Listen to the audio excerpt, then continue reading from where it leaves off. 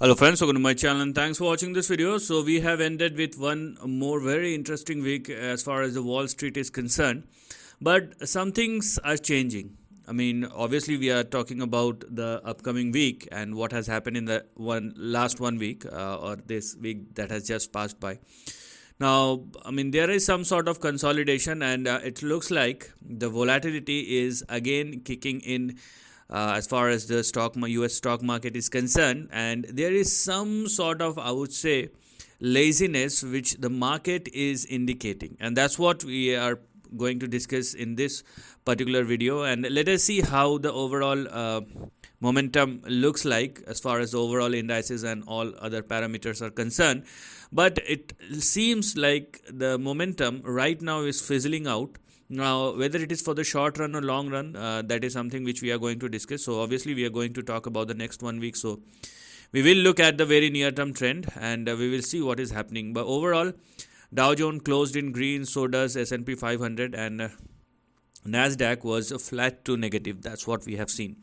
Now, let us see what is happening and what may happen going forward. And let's start analyzing our first chart with Dow Jones. So this is the price chart of Dow Jones, and when we are looking at the near term chart, you can clearly see that Dow Jones hits the resistance. So first of all, any further up move will only happen when Dow Jones surpass and sustain above 39,905 or 906. So this is going to be your immediate resistance on the upside. Simultaneously, this is what one can see if there is and obviously because I'm talking about the next 1 week, so there is no point stretching this beyond a level or beyond a range. So right now there is a very strong uptrend, but sometimes you will see pause, you will see consolidation even in an uptrend. So if Dow Jones continues to trade below 39,905, you will see some sort of correction which may push Dow Jones somewhere in between 38,800 and 39,000. This is going to be your next big support, and we will see how this is going to work out. If it wants to move higher, then obviously surpass Dow Jones must surpass and sustain above 39,905. I hope this is very much clear to you. So 900 points on the downside is very much open when we are looking at the current price chart of Dow Jones. I mean, this is merely 2%. That's what I'm talking about. Now let us talk about NASDAQ, because NASDAQ is not showing any strength which it should have. Rather, Dow Jones is taking the lead, which is not very common, but it is doing. Obviously, money shifts from one place to another, and that's what one can clearly see. Here, you can clearly see a resistance similar on the similar grounds as we have seen in Dow Jones as well. So for Dow Jones we have one resistance, but for NASDAQ we have two resistance. We have 16,464 and 16,548, and these are going to be the next two resistance on the upside. So if the NASDAQ, I mean, if you are looking for an upside in NASDAQ, then it must surpass and sustain above 16,548 or 16,550. Similarly, what we have on the downside is a next big support, which is somewhere in between 16,000 and 16,150. So this is something which we're going to look at. See, I'm not talking anything called an upside. Okay, these are moments when the trend shifts. It will take time, it will take pause before going any further on the upside, and this is a very common phenomena. And you have to wait and watch how these shifts are happening, depend upon which we will think about, or we will discuss or analyze the next big move. Because if there is any strength, then it must take support. If there is weakness, then you will see that any indices, be it Dow Jones or NASDAQ, will fall below the support level. So that's why you need to take a pause. So here also there is a pause kind of situation which is clearly visible, unless NASDAQ started trading above 16,550 or more. Now when we are looking at S&P 500, which is the most balanced one, I mean, you cannot see anything different. But the thing is, This is a much balanced, I would say, index. And what one can see is obviously an upside or downside, but it is not like with a big expansion.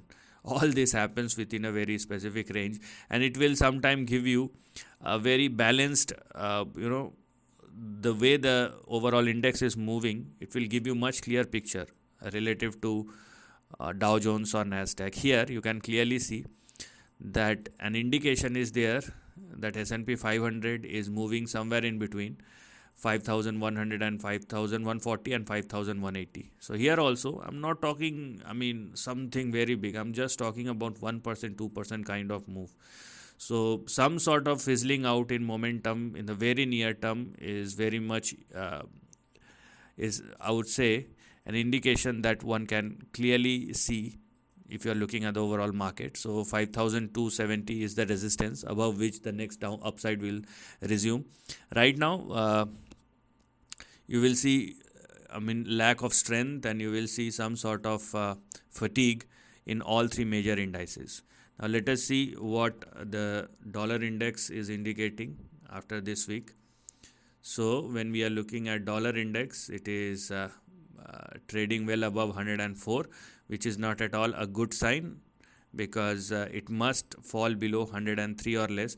It is not out of the range either. We cannot say that it is full blown upside and you will see bigger momentum. It is well within the range, below 104.8, but 104 is a very substantial level. So once 104.8, and I would let you know. So this one also I'm talking about.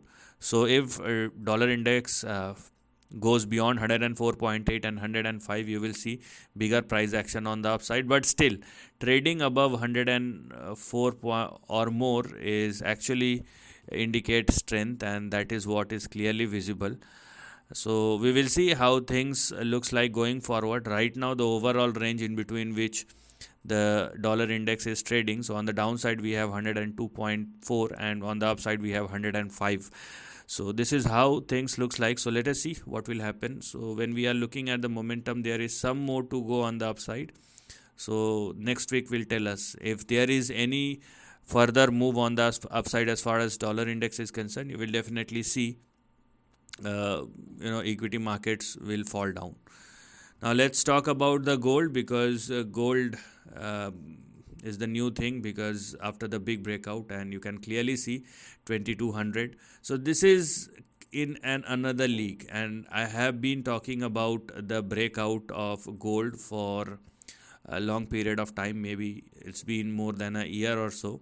So it's just about time, and after this breakout a big trend has started. Even if you are looking for the short term price action, you can still make 40, 50 or even 80%, which is very big when we are talking about any commodity, because it has an substantial impact on the global trade.